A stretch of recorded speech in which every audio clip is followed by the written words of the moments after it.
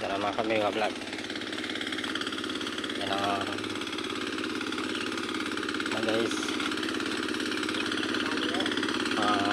halaman pipino.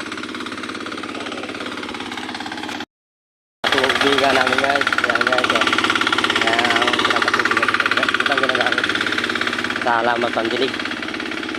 Ayan guys, namumulaklak na. Mga ilang araw bubunga na ito guys. Yan ang mga silihan. Ito mga silihan naman guys, kasama ko. Lilimpas ulit kami ng isda. Ayan, lilimpas ulit kami. Yan mga silihan. Oo, dami sili guys.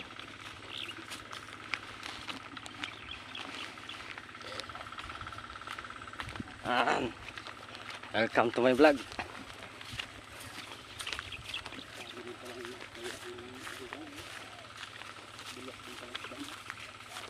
Yan guys, madaming sili.